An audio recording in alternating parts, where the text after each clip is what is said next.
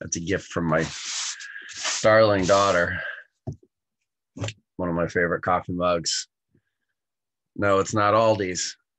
It's Baldi's. Yeah, it's good stuff. It's going to be a short one today. I got a relatively small cup, as you guys can see. Like I said, hey, Klaus, how are you, man? It's been a while. What's up, champ? Jeff Ogilvy. Watched a little bit of your interview with Mr. Mick. It's pretty good, Jeff. I'll be contacting you soon to have a panel podcast in typical Barebow project fashion with you and a few others from the Nationals. But again, Jeff, congratulations on awesome shooting. It's been a pleasure watching you improve over the last like 2 years, and I appreciate your support of like the online tournaments and everything Barebow project. Just wanting to know that. So let me pull up my browser real quick. Wanted to go over a few things this morning. Say hello to everyone and sort of get caught up because it's been a while since I've done a coffee talk. It's been at least a few weeks. But I wanted to talk about the online tournaments first because I'll be honest, I'm not going to lie to you. Elton Wong, who has been super busy with his work and shooting, has not been in his schedule per se, has headed up all of the tournaments to this point because it was still keeping him involved. Elton's been a huge supporter, not only of my brick and mortar Grass Hollow Archery, but as well as the Barebow project, behind the scenes stuff that you guys don't even know. So I just want to give a sincere thank you to Elton for all that he has done to keep all of you shooting and giving some option to shoot these online tournaments all through COVID. He has been a crucial member of the Barebow project team, and I cannot thank him enough. And I ask all of you who have either shot in just one tournament, multiple tournaments, to please make sure that you, either throw it in comments, which reminds me, if you are drinking coffee, let's see that coffee emoji in comments.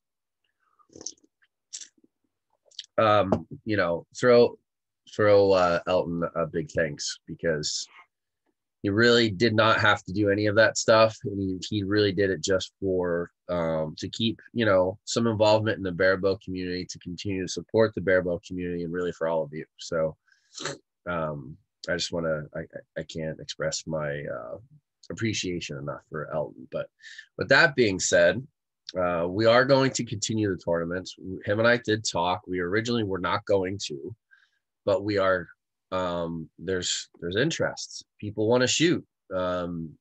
Last year we did the 50-meter thing, and I really would like to see more people do the 50-meter stuff, because that's, let's face it, that's our world archery niche for outdoors. But the enrollment in the 50-meter tournament was very, very minimal at best. So, you guys pop your opinion in comments and let us know what you want. Now there's a lot of 3D shooters, so the only one change that we've made is we are adding the 3D version I want to try to grow that 3D side. So it's the Delta 3D target.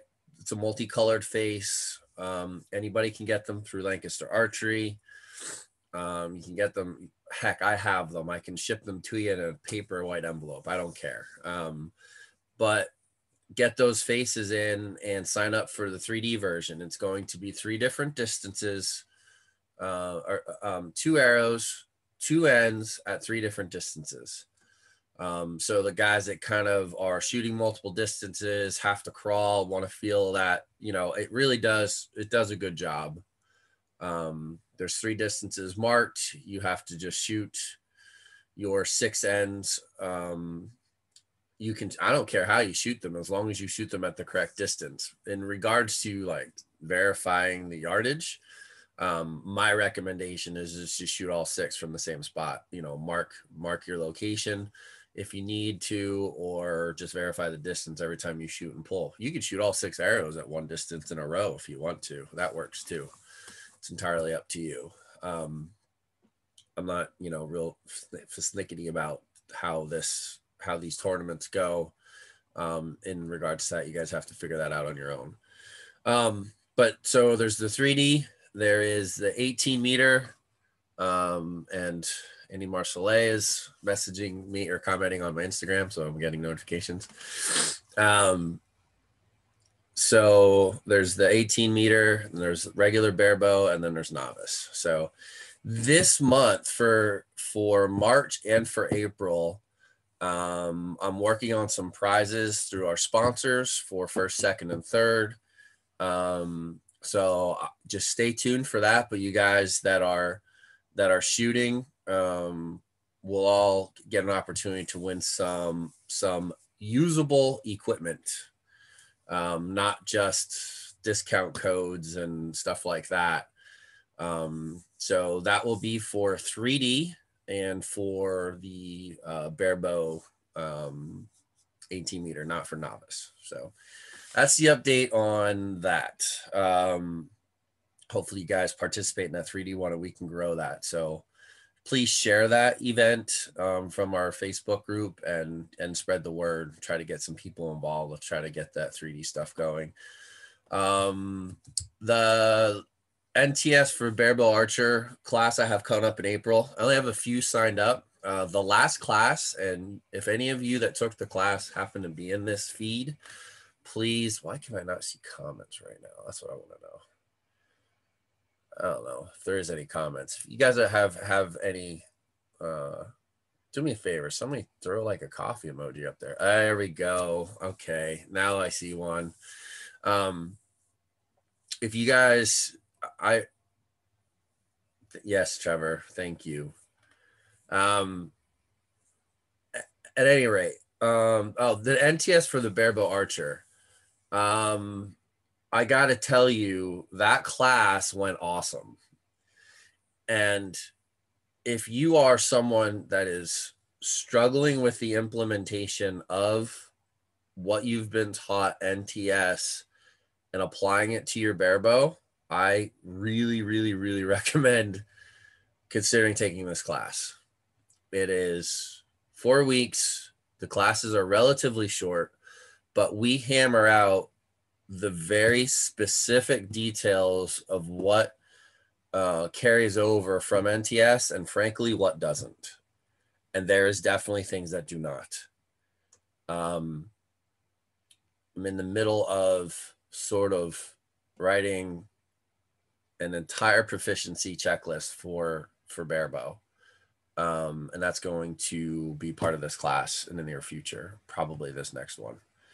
If you are someone who is coaching others, if you are someone who struggles with your form,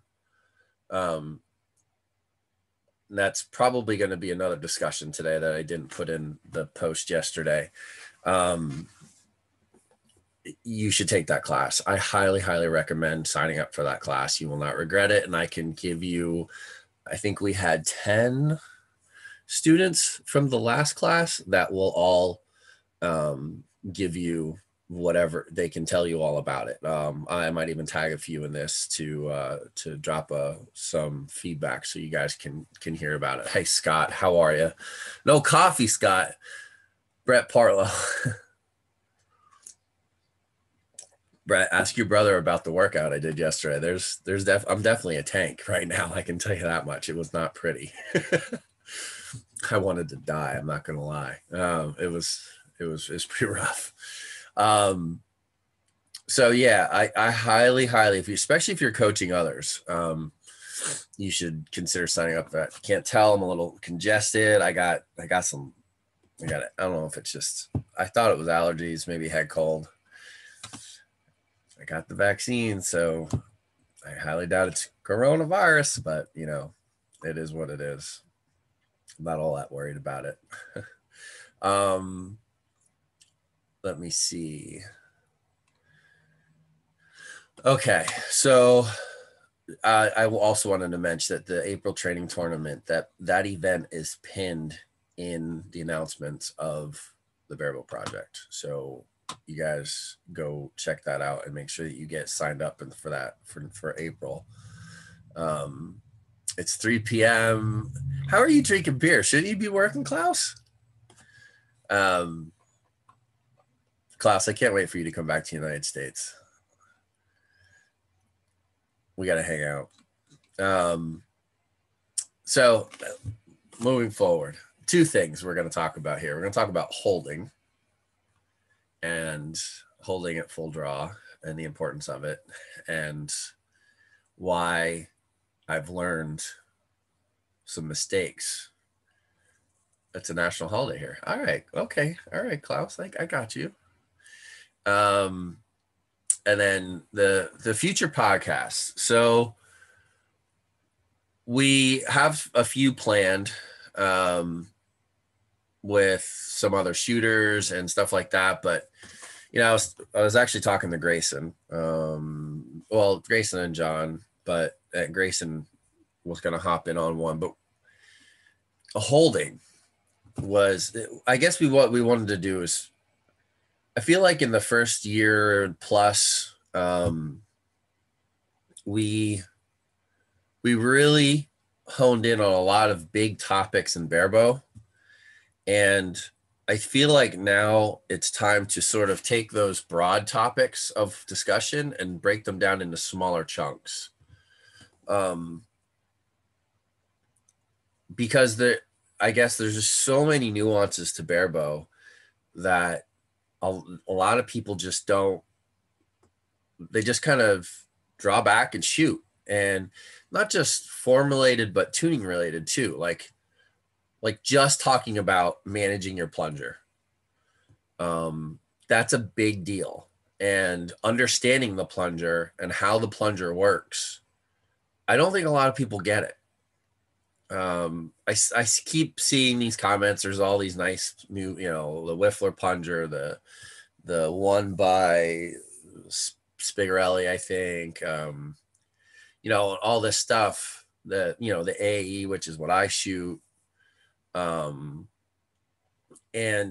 like, I see people like, well, why would you want to move your center, or your center shot? Or why would you know, a lot of people are afraid to touch their plunger while they're shooting, you know, just start to dive into maybe smaller topics about Barebow.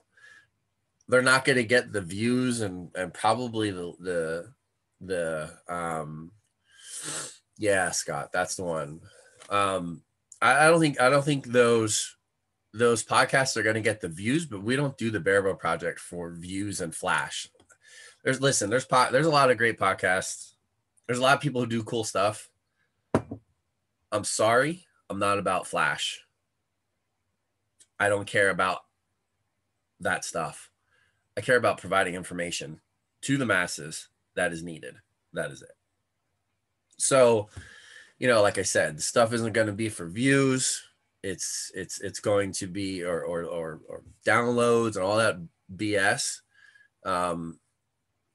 Yeah, maybe you're right, Scott. And Scott, you're probably one that should hop in on. Well, and that's another thing, Scott. Should I talk about what we've talked about, or are we moving forward? Because I think that little niche. Well, I think that those episodes would be really, really liked.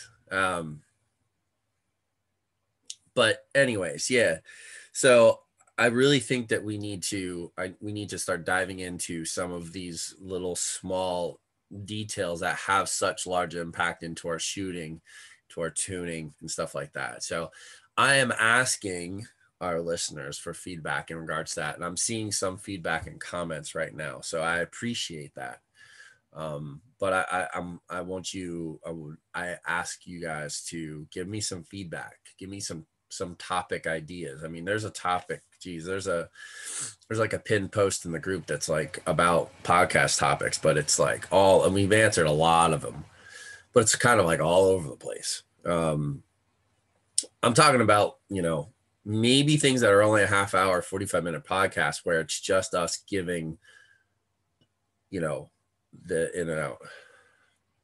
All right. So Scott Einsman has given me he's put it out there. So the Barebow project with Scott's going to sort of join the team of the Barebow project. And it's going to be his podcast. I'm calling it his because he's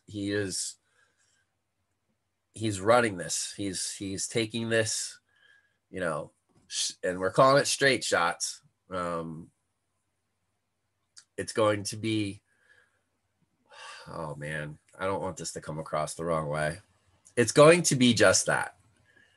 It is going to be straight, legit information debunking a lot of what we see in the trad and barebow world and giving you real feedback in regards to it. That's all I got to say about it. Does that sound like a good explanation, Scott? So with that being said, man, I am talking and I'm not drinking my coffee. For those of you who didn't join, you're supposed to put a coffee emoji in there, whether you have one or not. Tell us. This episode is not brought to you by Aldi's. It's brought to you by Baldi's. Whatever, Scott. So let's see.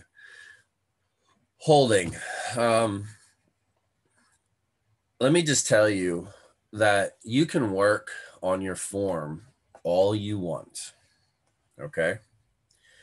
You can have the most beautiful NTS form in the world. However, it's a big however. If you aren't practicing the hold, and if you aren't purposefully concentrating on the hold, your form doesn't mean squat. Let me say that again. If you aren't practicing the hold, the aim, learning to, as one Demers, I don't know if it was Demer or Grace, and I think it was Demer. If you aren't really learning to enjoy the aim, your form does not matter. The reason I say that is because I think the thing about NTS is that most NTS shooters are very dynamic. And Scott and I were talking about this a little bit last night, ironically, via chat. And, Olympic recurve is dynamic. There's an explosion, miniature explosion, but like an explosion that happens when the clicker goes. It enables you to just concentrate on the movement. It enables you to get more into the subconscious. I would say getting into the subconscious easier. The switch is easier from conscious to subconscious. All of you know I've gone through a pretty significant form change. But the one thing I didn't concentrate on was the hold, because it took so long to feel like I was consistent with the form change. But here's where this whole thing sort of comes together, where it gels together. The importance of the form, more so the alignment, and enabling you to enjoy the aim, is that you're never going to enjoy the aim if you're in a bad position. Okay. The other thing that happens is the separation from the string, that moment where you switch from conscious to subconscious, that separation, if you have a whole lot of back tension, you have this big dynamic finish, one of these, we see it all the time, or one of these, and you see this exaggerated movement. The reason, in my opinion, that it doesn't work, and that we need to dial that back, is because of tension and direction. In the NTS, they teach tension and direction should be 50-50. That, both ways, that the bow arm and the release, the release, everything is 50-50, tension and direction, tension, direction, tension, direction. But in order to enjoy the aim, you have to sort of dial back the tension and direction of the bow arm going toward the target, because it has to go directly toward the target. And the calmness of your aim and the movement after the shot breaks is indicative of how good your aim was. So for the most efficient shot, I agree 50-50 is important. I think what the struggle that people have is that they try to have this big, and I'm giving Scott again the credit, actually, because he's the one that talked about this dynamic movement, this dynamic follow through, this dynamic shot process. And it's the opposite of that in Barebow, because we don't have a clicker. Because in order to enjoy the aim, we have to be so into the hold, which is our expansion. All right. Expansion isn't a movement. It's not this exasperated thing that makes you break and, do all that stuff. So if our aim has to be calm and strong, but relaxed all at the same time, well, so does our release. Just kind of like an epiphany that has come over all of these changes, and talking with John significantly as well. And like, my release has completely changed in the last week, completely changed. And it's because I'm trying to mimic the tension and direction of the release with the bow arm, and make that 50-50 legit, not 60-40, not 40-60. Trying to find where my 50-50 is. And it's not in a big swooping dynamic release. And I think you will find that if you just solely concentrate on that, and I'm sure that I'll end up making a video somewhere in the future. I have so many videos I have to make. It's crazy. I think that you will find that it enables you to concentrate on the aim when the release isn't so much of a chore. I think that's the best way I can explain it to you. Again, the more simple you can make your shot process, the better off you are. Does NTS work? About, I used to say 85%. I might dial that back a little bit now. Expansion is misunderstood, and that affects the ability for you to have a consistent release and a consistent bow arm. That's my story, and I'm sticking to it. So if you want more on that, reach out to me. Maybe it's something that we can add into these as we move forward into the podcasts, and break them down into smaller chunks and whatnot. I got to drink. People, somebody please remind me. I'm sitting here chatting. That's because it's, I enjoy talking about it, but I got to drink this stuff.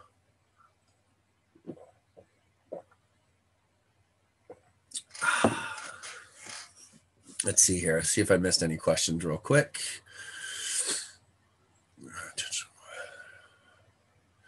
Thomas is a new barebow shooter. I've talked to him quite a few times. Could learn to enjoy the aim. I would be dangerous. Sean, you're funny. Demetrius, thank you, sir. I'm still disappointed. All right, so Trevor had some topic ideas: tiller, string blur, crawl, effect on tune, grip, etc. Yeah, I think Trevor, that's going in the right direction. I do. I think that's what we're ultimately going to go in that direction of sorts. You know, we'll still do the highlight stuff with people who win and who are doing good here and stuff like that, but I don't know. I think it's time that we really hone in on some of these smaller things. You know, really the goal of the Barebow Project has always been more of an educational resource than, oh, I interviewed this person and I interviewed this person, and like that's just not who we are. And that's just not who I am. I want to talk about, you know, the stuff that helps people, and sure, hearing other people's stories, but you can only regurgitate the same information all the time. So I think we need to do what's best for the Barebow community, and in my opinion, that's education. So we'll do what we can with that. So, all right, guys, I am. Hold on, I'm almost there. It's almost gone.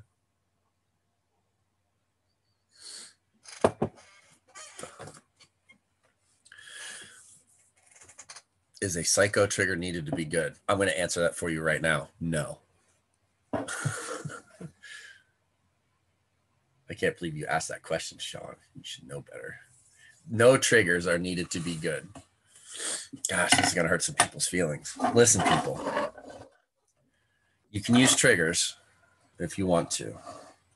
In my opinion, I think there's a limited ceiling on your performance relying on triggers.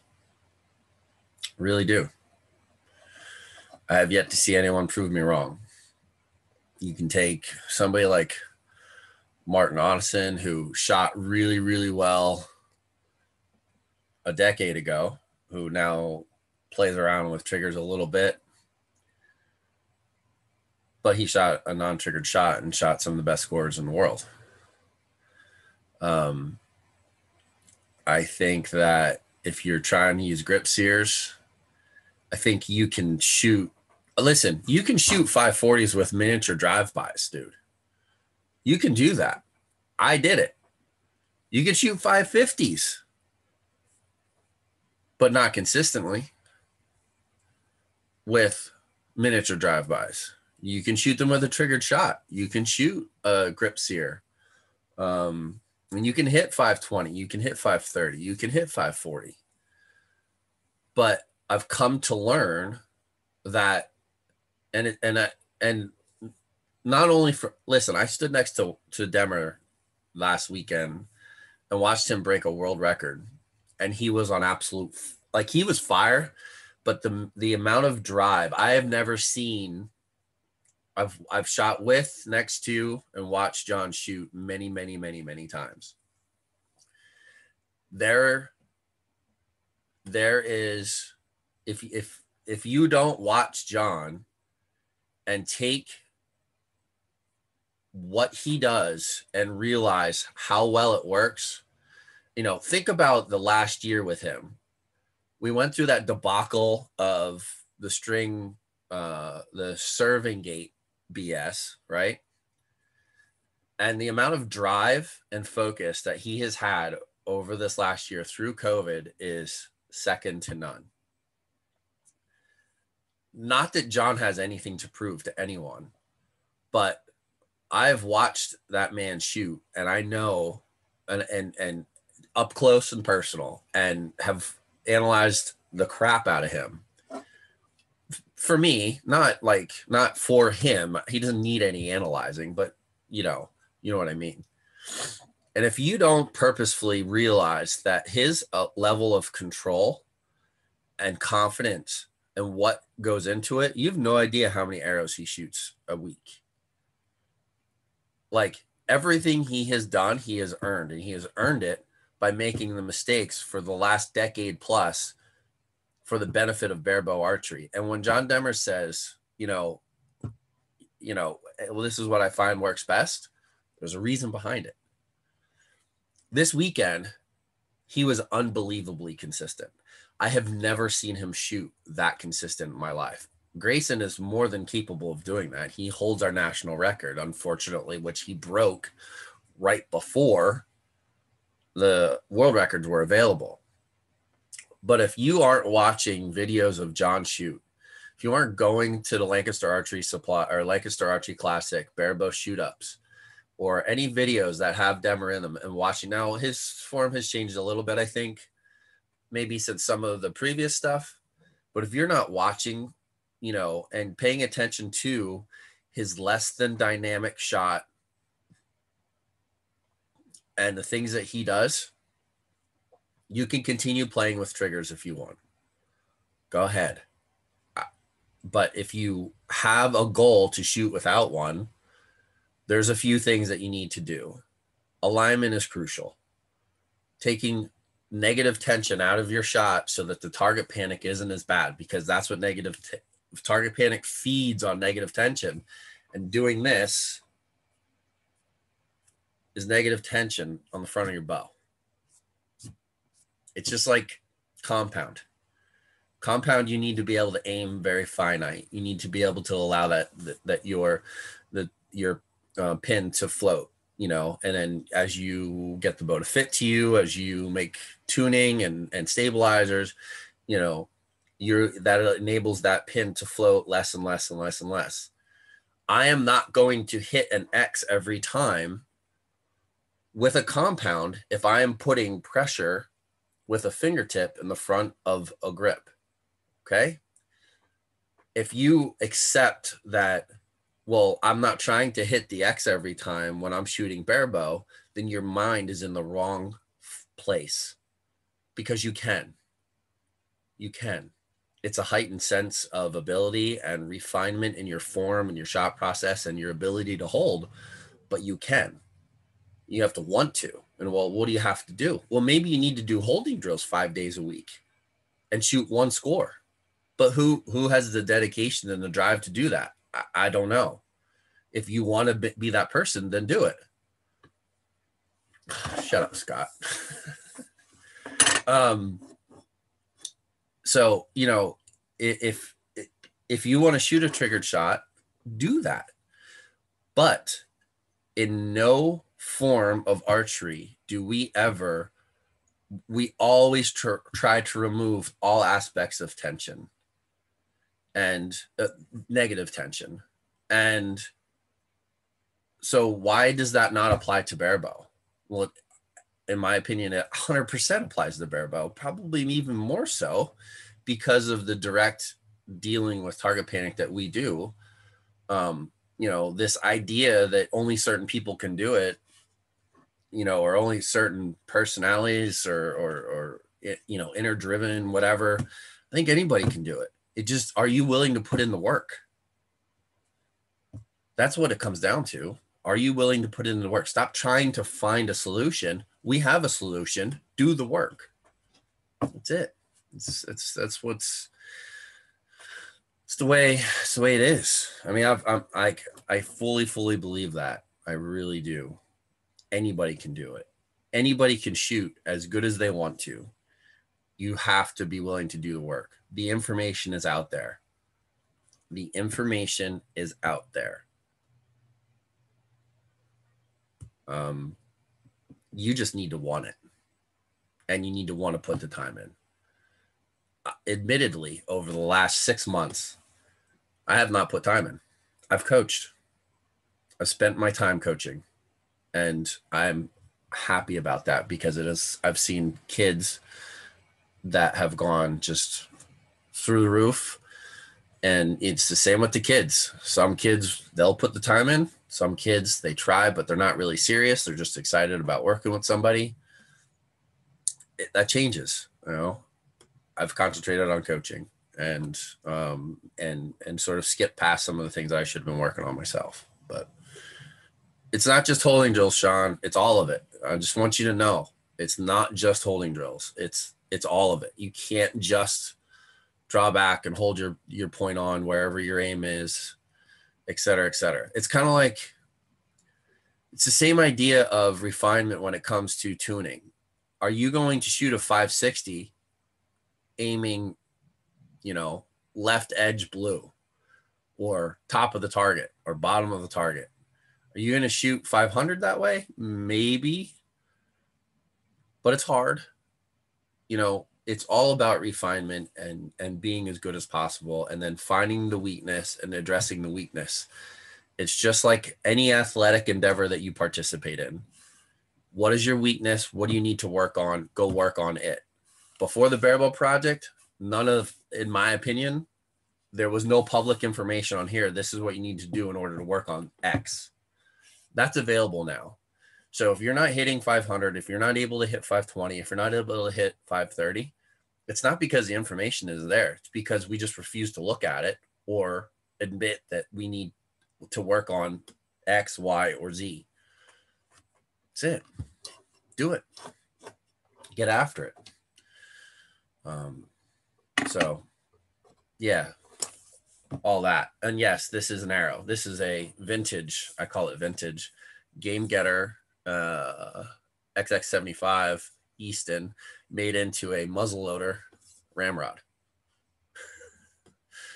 For those of you who are wondering, it's from my flintlock, which is standing here in the corner. But anyway, so that's it. That's my story, and I'm sticking to it. By all means, triggers are great. Do it if you want to do that. If you want to shoot a clicker, shoot a clicker. Obviously not for barebow. Do I think that you putting a clicker on a barebow rig is beneficial? I don't. I really don't. For coaches who recommend it, they don't understand the barebow shot. If they think that the explosion out of a clicker is the same as what it is at full draw, it's not. It's just not. I'm learning. I learned it the hard way.